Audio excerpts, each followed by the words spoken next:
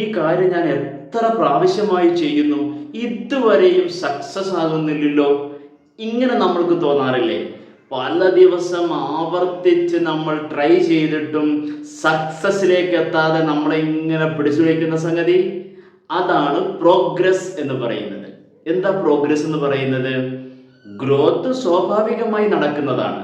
പക്ഷെ പ്രോഗ്രസ് നടക്കണമെങ്കിൽ നമ്മൾ വിചാരിക്കണം. അവബോധത്തോടെയും ദിശയോടെയും ലക്ഷ്യത്തോടെയും മാത്രമേ പ്രോഗ്രസ് ഉണ്ടാവുകയുള്ളൂ. ഈ പ്രോഗ്രസ് എന്ന് പറയുന്നത് ശരിക്കും ഒരു ബ്രെയിൻ റീപ്രോഗ്രാമിംഗ് ആണ്.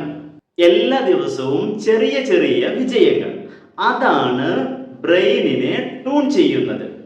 നമ്മുടെ വലിയ ലക്ഷ്യങ്ങളെ ചെറിയ ചെറിയ ലക്ഷ്യങ്ങളാക്കി എല്ലാ ദിവസവും ചെയ്യുക, അതിനെ ട്രാക്ക് ചെയ്യുക. പെർഫെക്റ്റ് ആകണമെന്നൊന്നും വിചാരിക്കേണ്ടതില്ല. അങ്ങനെ വരുമ്പോൾ ബ്രെയിൻ എന്ത് ചെയ്യും? ആ ഒരു ശീലത്തോട് ഓട്ടോ മോഡിലേക്ക് മാറുകയാണ് ചെയ്യുന്നത്. അങ്ങനെയാണ് നമ്മൾ ആ സ്കില്ലിൽ മാസ്റ്റർ ആകുന്നത്.